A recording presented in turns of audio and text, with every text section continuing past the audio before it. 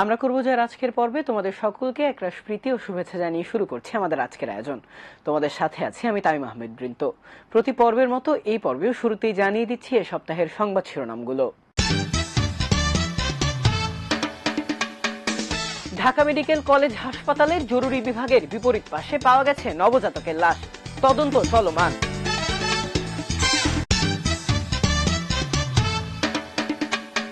বছরের আর 1 মাস বাকি থাকলেও শেষ হয়নি পাঠ্য বই ছাপানোর কাজ, চিন্তিত শিক্ষক এবং শিক্ষার্থীরা।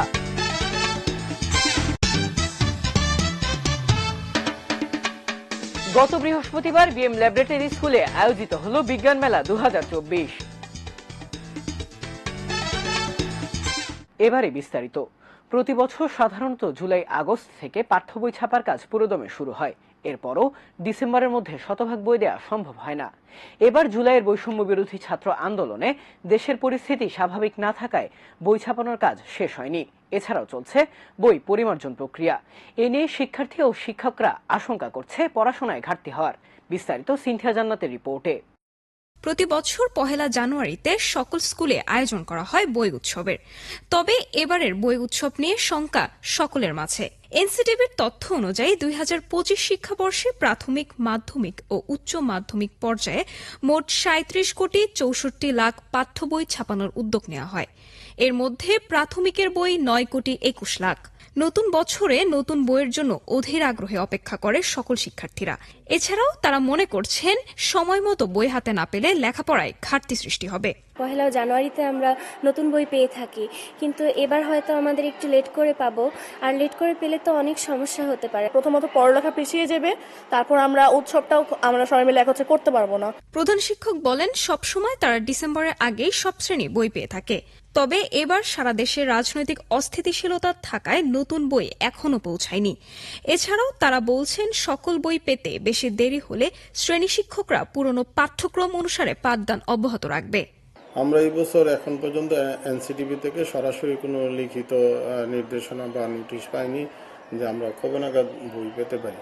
তবে আমরা ধারণা করছি যেহেতু দেশে একটা রাজনৈতিক পট পরিবর্তন হয়েছে, যে বই প্রকাশনা, বই ছাপানো, বই পরিমার্জন, এই ক্ষেত্রে একটু সময় লাগতে পারে। আমরা শিক্ষক সমাজ মনে করি অল্প কিছু দেরি হলেও তেমন সমস্যা হবে না, কারণ এই সিলেবাসটা আগেই ক্লাসে ছিল, পুরাতন সিলেবাসের বইগুলো দেওয়া হবে। তো শিক্ষকরা এই জাতীয় বইগুলো আগে পড়িয়ে অভ্যস্ত। ফলে আমরা জানুয়ারি মাসের 1 থেকে 15 তারিখ বা 20 তারিখ পর্যন্ত যদি বই পেতে দেরি হয়, এই সময় আমরা পুরাতন কারিকুলামে শিক্ষার্থীদেরকে ক্লাসে মোটামুটি পাঠদান অব্যাহত রাখতে পারবো বলে আমরা আশা করি। বিগত বছরগুলোতে নভেম্বরের মাঝে ছাপা শেষ হয়ে যেত। বই ছাপানোর নির্দেশনা দেরিতে আসায় ছাপানোর কাজ এখনো শেষ হয়নি। আগে আমরা আগস্টের শেষের দিকে শুরু করতাম আর ডিসেম্বরের মধ্যে কমপ্লিট হয়ে যেত। এবছর লেট হয়ে যে বিভিন্ন এনসিডিবির বিভিন্ন সরকারি কর্মচারী ট্রান্সফার হওয়ার জন্য ওদের কার্যক্রম একটু ডিলে করে ছেড়েছে, এইসব কারণের জন্য। জাতীয় শিক্ষাক্রম ও পাঠ্যপুস্তক অধিদপ্তরের চেয়ারম্যান জানান, জুলাইয়ের বৈষম্য বিরোধী ছাত্র আন্দোলনের জন্য এবং বই পরিমার্জন প্রক্রিয়ার কারণে এবার বই ছাপানো প্রক্রিয়া আগে শেষ হয়নি। তবে চেষ্টা করা হচ্ছে জানুয়ারির শুরুতে প্রাথমিক ও মাধ্যমিকের কিছু বই শিক্ষার্থীদের হাতে পৌঁছানোর। 2012 সালে প্রণীত কারিকুলাম অনুযায়ী যে পাঠ্যপুস্তক সর্বশেষ 2022 সালে গিয়েছে, সেইটার উপরে পরিমার্জন করতে হবে। তো এই পরিমার্জন করতে আমাদের প্রায় 2 মাস সময় লেগেছে। বইয়ের সংখ্যা অনেক, প্রায় 150-200 বই। সেগুলোকে মোটামুটি আমরা পরিমার্জন করেছি, বিভিন্ন ঐতিহাসিক তথ্য ইত্যাদি করে আমরা এখন টেন্ডার প্রক্রিয়াও সমাপ্ত শেষ পর্যায়ে। তো এই কারণে আমাদের পাঠ্যপুস্তক যাচ্ছে। তবে আমরা আশা করছি যে ডিসেম্বরের 15 তারিখের মধ্যেই প্রাথমিকের সকল বই যাবে।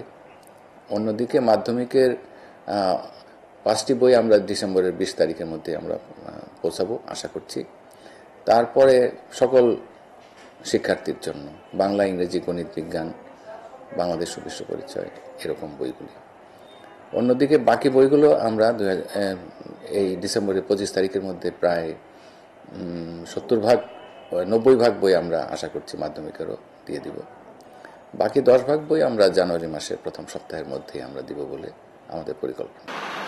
নতুন শিক্ষাবর্ষ শুরু হতে আর মাত্র 2 মাস বাকি, তবে এখনো বাকি বই ছাপানো কার্যক্রম। এছাড়াও রয়েছে বই পরিমার্জন।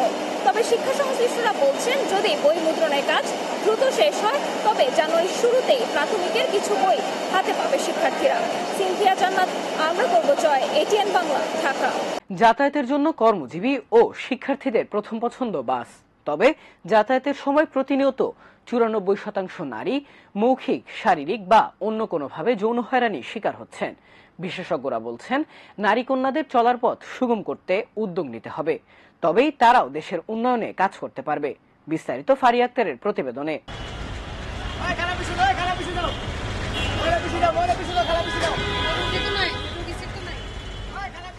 ঢাকা শহরে চলাচলের জন্য প্রধান একটি বাহন বাস। তবে বাসে সবচেয়ে বেশি হয়রানির শিকার হয় নারীরা। গণপরিবহনের নারী যাত্রীর বড় একটি অংশ চাকরিজীবী এবং স্কুল, কলেজ, বিশ্ববিদ্যালয়ের পড়ুয়া শিক্ষার্থী। বাংলাদেশ যাত্রী কল্যাণ সমিতির জরিপ অনুযায়ী মোট 36% কর্মজীবী নারীর মধ্যে 80%ই গণপরিবহনে যাতায়াত করেন এবং তারা অধিকাংশ সময়ই হয়রানির শিকার হন। নারীদের জন্য নেই আলাদা কোনো বাস। আজকের দিনে যেখানে সব প্রতিযোগিতামূলক জায়গায় নারীরা অবস্থান তৈরি করে নিচ্ছে, সেখানে গণপরিবহনে বৈষম্য ও হয়রানির এখনো পরিবর্তন হয়নি। 1 ঘন্টা দাঁড়িয়ে থেকেও বাস পাওয়া যায় না, আর বাস পাওয়া গেলেও দেখা যায় আমাদের পুরুষদের সাথে একসাথে দাঁড়িয়ে যাতায়াত করতে হয়, যেটা অনেকটা হ্যারাসমেন্টের শিকার। আসার সময় যাওয়ার সময় অনেকে অনেক ধরনের খারাপ চোখে তাকায়। অনেক ছেলেদের মাঝখানে দাঁড়িয়ে থাকাটা একটু টাফ বেশি। একটা বাস থাকলে সেফ হইতো, যাতায়াত আবার ইজিও হইতো। বেসরকারি উন্নয়ন সংস্থা ব্র্যাক পরিচালিত নারীদের জন্য যৌন হয়রানি ও দুর্ঘটনামূলক সড়ক শীর্ষক গবেষণা প্রতিবেদনে বলা হয়, দেশে গণপরিবহনে যাতায়াতের সময় প্রায় 94% নারী মৌখিক, শারীরিক বা অন্য কোনোভাবে যৌন হয়রানির শিকার হয়। বিশেষজ্ঞরা বলছেন, নারীদের জন্য আলাদা গণপরিবহন করার পাশাপাশি হয়রানি রোধে আইন প্রয়োগ করতে হবে। এই বিষয়টি নিয়ে সরকারের পদক্ষেপ নিতে হবে, মনিটরিং মেকানিজম থাকতে হবে, পুলিশের ট্রেনিং থেকে আরম্ভ করে প্রত্যেকটা জায়গায় প্রত্যেক মাসেই এই হয়রানিগুলো কিভাবে এটা করা উচিত না, এটা করলে কি অপরাধ করলে কি শাস্তি হতে পারে, এই বিষয়গুলা প্রচার করতে হবে। এবং সেটা কিন্তু একটা সংবিধানের অনুযায়ী আমার কিন্তু প্রত্যেকের এটা দায়িত্ব। গণপরিবহনে চলাচলকারী নারীদের অধিকাংশ হয়রানির শিকার হওয়ার পরও কোনো ধরনের প্রতিবাদ করে না, যার কারণে আইন প্রয়োগ করা সম্ভব হয়ে ওঠে না। তাই বাড়াতে হবে সচেতনতাও। ফারিয়া আক্তার, আমরা করব জয়, এটিএন বাংলা, ঢাকা। গত মঙ্গলবার আনুমানিক বিকেল 4টার দিকে ঢাকা মেডিকেল কলেজ হাসপাতালের জরুরি বিভাগের প্রবেশ গেটের বিপরীত পাশে ফুটপাত থেকে এক নবজাতকের মরদেহ পাওয়া যায়। সন্ধ্যায় লাশটি উদ্ধার করে পুলিশ। শাহবাগ থানার ডিসি জানায়, বিষয়টি নিয়ে এখনো তদন্ত চলছে। আরো জানাচ্ছে আফরিন আক্তার। সদ্যজাত ফুটফুটে শিশুর হাসি দেখে নিষ্ঠুর মানুষেরও হৃদয় কোমল হয়ে ওঠে, অথচ পরিত্যক্ত জায়গায় প্রায় মিলছে এই সকল নবজাতক। অনেক মা বাবা তাদের অনৈতিকতা ও অপরাধ ঢাকার জন্য মূলত গর্ভপাত করে নিষ্পাপ ও নিরপরাধ নবজাতককে ফেলে দিচ্ছে ডাস্টবিন, ফুটপাত কিংবা শৌচাগারে। এখন এই জায়গাগুলোতে আসলে আইন খুব একটা বেশি যে সক্রিয় হয়ে আমাদের দেশের বাস্তবতায় ইতিবাচক ফলাফল বা এই ধরনের পরিস্থিতি নিয়ন্ত্রণ করতে পারবে সেটি মনে হয় না। তবে যেটি করা যাবে, যে একটি দেশের মানুষের মধ্যে মানুষের যে জীবনযাত্রার যে ধরন, তার যে সামাজিক মর্যাদা এবং এই সন্তান জন্মদানের প্রক্রিয়ার সাথে মানুষের যে নৈতিকতা, সামাজিক যে শিক্ষা, নীতি, আদর্শের যে চর্চাগুলো, এই প্রক্রিয়াগুলো আসলে বাড়াতে হবে। এমন একটি ঘটনা ঘটে গত 19 নভেম্বর রাজধানীতে।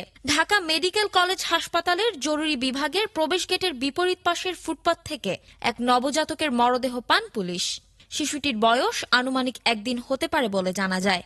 ফোনের মাধ্যমে আমাদের সাথে কনভারসেশন হয়েছে। তারপরে আমি এলাকায় টহল ডিউটিতে ছিলাম, তাৎক্ষণিক ওসি স্যারকে অবগত করছি, ঘটনাস্থলে গিয়ে আইনগত প্রক্রিয়া যা যা করার সবই করছে।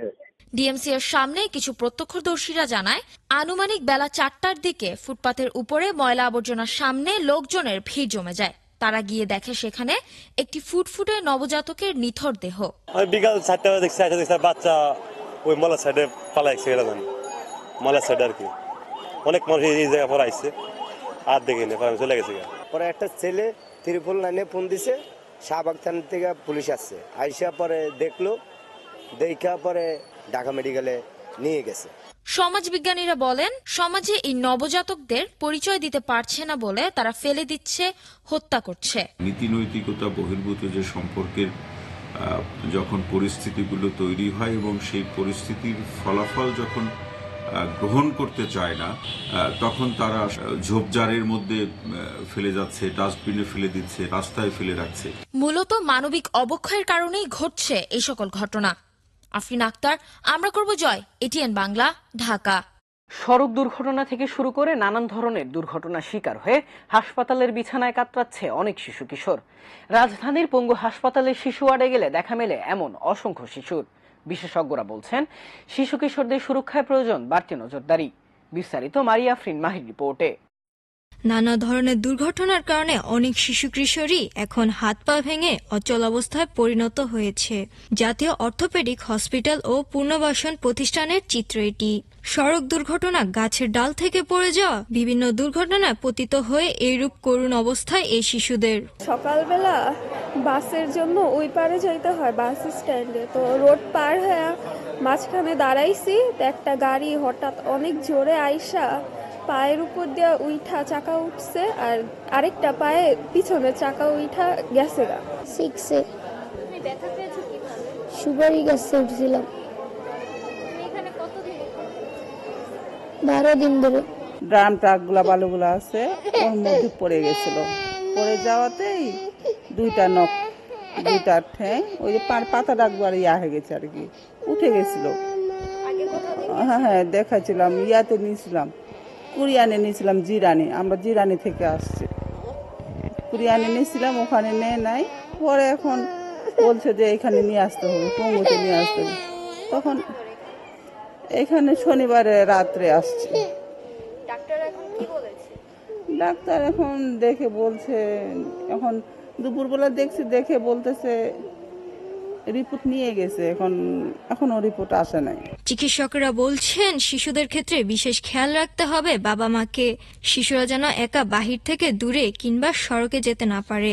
একটা অংশ তো আসে আপনার খেলাধুলার সাথে সম্পর্কিত, একটা অংশ আছে যারা উপর থেকে পড়ে যায়, গাছ থেকে পড়ে যায়, এবং এই গাছ থেকে পড়ে গিয়ে বাংলাদেশে ভাঙার সংখ্যাটা বেশ শহর অঞ্চলে কম, গ্রামে অনেক বেশি।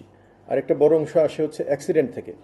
বাংলাদেশে তো অ্যাক্সিডেন্ট ক্রমেই বেড়ে চলছে এবং শিশু কিশোরদের তো রাস্তাঘাটে চলাচল আছে। আমরা এইখানে অনেক বছর থেকে আরেকটা জিনিস দেখি যে কিছু কিশোর এরা বিভিন্ন কারখানায় কাজ করে এবং এরা রাতভর কাজ করে, সারা রাত ধরে কাজ করেছে, কাজ করতে করতে ঘুম ভাবে হাত মেশিনের মধ্যে ঢুকে যায়, তো হ্যান্ড ইনজুরি, এবং এটা তো খুব সমস্যার। এমন হয়, মানে এমন কিছু কিছু ক্ষেত্রে তো হাত কেটে ফেলতে হয়, কিছু কিছু ক্ষেত্রে আমরা সম্পূর্ণভাবে সেই হাতটাকে স্বাভাবিক করতে পারি না। তো এই জাতীয় ইনজুরিগুলো আমরা বাচ্চাদের ক্ষেত্রে যদি বলেন পাই। কেউ কেউ অর্থের অভাবে, সঠিক চিকিৎসার অভাবে সারা জীবনের জন্য পঙ্গুত্ব বহন করছে, আবার কেউ ভুল চিকিৎসার ফলেও অনেকে পঙ্গু হয়ে যাচ্ছে। বাবা মায়ের সাবধানতা এবং সঠিক চিকিৎসার মাধ্যমে এর থেকে মুক্তি পাওয়া সম্ভব।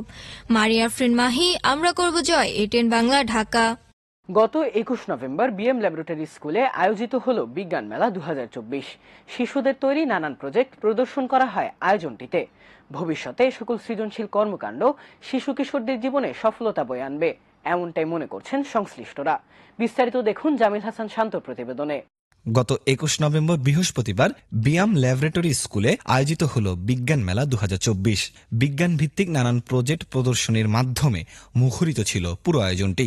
শিশুরা তাদের বুদ্ধিমত্তা দিয়ে তৈরি করে বিভিন্ন project. It is satellite from the space. We get network from satellite. The network is come to Earth anti-receiver. Then we get network to everywhere. Like mobile network, computers, ship in water, etc. There are two types of satellite. They are natural satellites and artificial satellite. Natural satellite. Moon is the natural satellite of the Earth. Artificial satellite. The satellite that we human makes and send into Earth is called artificial satellite. আমরা বানিয়েছি sustainable developing Bangladesh. এইখানে আমরা কিছু main সমস্যা বাংলাদেশে, যেমন plastic, electricity, food, এইগুলো নিয়ে তুলে ধরেছি। এইগুলো সমাধানের জন্য আমরা এই প্রজেক্টটা মেইনলি তৈরি করেছি। Liquid tree is one kind of device which uses a secret ingredient to reduce carbon dioxide emission and air quality. It is so strong that one liquid tree is equivalent to 2 10-year-old trees and 200 square meter of grass, and it can also absorb carbon dioxide 10 to 50 times faster than a normal tree. School কর্তৃপক্ষ জানায় প্রত্যেক বছর স্কুলটিতে আয়োজন করা হয় এমন বিজ্ঞান মেলার। শিশুদের সৃজনশীল প্রতিভা যেন প্রকাশ পায়, এটি আয়োজনের মূল লক্ষ্য। এই মেলার মূল উদ্দেশ্য হচ্ছে বাচ্চাদেরকে বিজ্ঞান মনস্ক করে গড়ে তোলা, তাদের মধ্যে বিজ্ঞানের যে চিন্তা চেতনা সেগুলো তাদের মধ্যে জাগ্রত করা। কারণ আমরা জানি যে আজকের শিশু আগামী দিনের নাগরিক। এরাই বড় বড় সায়েন্টিস্ট হবে, এরাই বড় বড় ইঞ্জিনিয়ার হবে, এরাই বড় বড় ডাক্তার হবে। এদের মধ্যে কেউ হয়তো সুদক্ষ রাজনীতিবিদ হিসেবে আগামীতে গড়ে উঠবে। কাজে কার মধ্যে কোন প্রতিভা আছে সেটি আসলে তাদেরকে কাজে সম্পৃক্ত না হলে সেটি আমরা আসলে জানতে পারি না। তো এই বিজ্ঞান মেলা সেই সুযোগটি আসলে করে দেয়, যার যেদিকে আগ্রহ আছে, যার যেদিকে সৃজনশীল শক্তি আছে সেটির যাতে পূর্ণ বিকাশ ঘটে, সেই জন্য মূলত আমাদের এই আয়োজন। পৃথিবী পৃষ্ঠের উপর জলবায়ু প্রভাব সহ আরও নানান ধরনের বৈশ্বিক সমস্যার সমাধান বিষয়ে প্রজেক্ট তৈরি করে শিক্ষার্থীরা। The primary goal of this project is to enhance resources efficiency, promote sustainable development and increase productivity. It aims to create a balanced agriculture system by integrating modern technology with traditional farming practices. The site will be chosen based on land availability, crops availability, water resources and climate conditions. This is our project called Carbon Purification for Industries. This project is not only about purifying carbon. This is also about making our environment carbon free. In this project, I am going to show you two methods or two verses of purifying the carbon.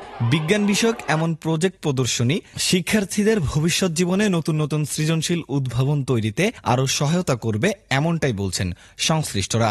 আমাদের আজকের এই বিজ্ঞান মেলা আয়োজনের মূল উদ্দেশ্যই হচ্ছে আমাদের শিক্ষার্থীদের মাঝে বিজ্ঞান সম্পর্কে ধারণাটাকে পরিষ্কার করে দেওয়া, এবং অনেক শিশু শিক্ষার্থী থাকে যাদের মাঝে বিজ্ঞান সম্পর্কে একটা ভয় থাকে, কিন্তু তারা যখন নিজেরা এই কাজগুলো নিজের হাতে করে তখন তাদের মধ্য থেকে ভয়টা দূর হয়ে যায়। আমাদের উদ্দেশ্য এটাই যে তারা যেন বিজ্ঞানকে ভয় না পায়, প্লাস একই সাথে তারা যেন বিজ্ঞান মনস্ক একটি মেধাবী জাতি হিসেবে গড়ে উঠতে পারে ভবিষ্যতে। জামিল হাসান শান্ত, আমরা করব জয়, এটিএন বাংলা, ঢাকা। গত 15 ও 16 নভেম্বর সরকারি বিজ্ঞান কলেজে আয়োজিত হয়ে গেল রিফ্লেকশন 3.0 জাতীয় আলোকচিত্র প্রতিযোগিতা 2024। নানা ধরনের অনন্য সেগমেন্ট দর্শনার্থীদের প্রফুল্ল করে তুলেছিল। প্রতিটি সেগমেন্টে বিজয়ীদের মাঝে পুরস্কার বিতরণ এবং সাংস্কৃতিক অনুষ্ঠানের মধ্য দিয়ে সমাপ্তি ঘটে এবারের ফেস্টিভ্যালের। আরও জানাচ্ছে মোহাম্মদ মোবারক হোসেন। বিগত বছরগুলোর ন্যায় রিফ্লেকশন 1.0 ও রিফ্লেকশন 2.0 এর ধারা বজায় রেখে গত 15 এবং 16 নভেম্বর সরকারি বিজ্ঞান কলেজ আবারও আয়োজন করেছে রিফ্লেকশন 3.0 জাতীয় আলোকচিত্র প্রতিযোগিতা 2024। 2 দিন ব্যাপী আয়োজিত এই ফেস্টিভ্যালে ছিল চিত্রাঙ্কন প্রতিযোগিতা, অলিম্পিয়াড, কর্মশালা সহ আরও নানা সেগমেন্ট। ফেস্টিভ্যালটির শেষার্ধে ছিল পুরস্কার বিতরণী অনুষ্ঠান, যেখানে অতিথি হিসেবে উপস্থিত ছিলেন উক্ত কলেজের অধ্যক্ষ, উপাধ্যক্ষ সহ সম্মানিত জনেরা। এরকম সুন্দর একটি ফেস্টিভ্যালে অংশ নিতে পেরে খুশি অংশগ্রহণকারীরা। আমরা সাধারণত জানি যে ফটোগ্রাফি প্রতিযোগিতা, তারপর ভিডিওগ্রাফি, সিনেমাটোগ্রাফি, আমাদের যাদের স্কিল আছে, ঠিক আছে, আমরা চাই সবাইকে দেখাইতে। তো এরকম একটা সুযোগ আমরা হাতছাড়া করতে চাই না অবশ্যই। তো সরকারি বিজ্ঞান কলেজকে অবশ্যই ধন্যবাদ, ফটোগ্রাফি ক্লাবকে অবশ্যই ধন্যবাদ। একজন পার্টিসিপেন্ট হিসেবেও আমি বলবো যে খুবই ভালো ছিল। ওদের যে সেগমেন্টসগুলো ছিল খুবই ফান সেগমেন্টস ছিল। I enjoyed every segments and প্রত্যেকটা সেগমেন্টসে পার্টিসিপেট করতে পেরেছি। আগামীতে শিক্ষার্থীদের মনন বিকাশের জন্য এরকম আরো নানা ফেস্টিভ্যাল উপহার দিতে পারবে বলে আশাবাদী আয়োজকরা। সরকারি বিজ্ঞান কলেজ ফটোগ্রাফি ক্লাব প্রতি বছরই এরকম ফেস্ট আয়োজন করে থাকে। আর আমাদের মেইন টার্গেটটা থাকে যে স্কুল পড়ুয়া, কলেজ পড়ুয়া এবং বিশ্ববিদ্যালয় পড়ুয়া বিভিন্ন ছেলে মেয়ে আছেন, অনেকেরই ফটোগ্রাফি একটা শখ হয়ে থাকে। তো ফটোগ্রাফির মাধ্যমে কিভাবে একটা গল্প বলা যায় সেটার দিকে আমরা ফোকাস করে থাকি। আমরা চাই যে মানুষজন ফটোগ্রাফিতে অনুপ্রাণিত হোক। সাংস্কৃতিক অনুষ্ঠানের মধ্য দিয়ে ইতি ঘটে রিফ্লেকশন 3.0 জাতীয় আলোকচিত্র প্রতিযোগিতা 2024-এর। মোহাম্মদ মোবারক হোসেন, আমরা করব জয়, এটিএন বাংলা, ঢাকা। দেখতে দেখতে শেষ হয়ে গেল আমরা করব জয়ের জন্য নির্ধারিত সময়। তোমাদের ভালো লাগা, মন্দ লাগা কিংবা পরামর্শমূলক কিছু থাকলে তা আমাদের চিঠি লিখে জানাতে পারো। আমাদের কাছে চিঠি লিখবার ঠিকানা পরিচালক আমরা করব জয়, ATN Bangla, multimedia production company limited, ওয়াসা ভবন, 2য় তলা, 98 কাজী নজরুল ইসলাম এভিনিউ, কারওয়ান বাজার, ঢাকা 1215, বাংলাদেশ। এছাড়াও তোমরা চাইলে আমাদের ইমেল পাঠাতে পারো। আমাদের ইমেল অ্যাড্রেস atn.amrakorbojoy@gmail.com। বন্ধুরা, তোমরা চাইলে স্ক্রিনে দেখানো নাম্বারেও আমাদের সঙ্গে যোগাযোগ করতে পারো। যোগাযোগের জন্য নম্বর 013117088842। এই ছিল আমাদের আজকের আয়োজন। দেখা হবে আগামী পর্বে নতুন কোনো সংবাদ কিংবা পুরনো কোনো সংবাদের নতুন কোনো অগ্রগতি নিয়ে। সেই পর্যন্ত সবাই ভালো থেকো, সুস্থ থেকো এবং চোখ রেখো এটিএন বাংলার পর্দায়। আল্লাহ হাফেজ।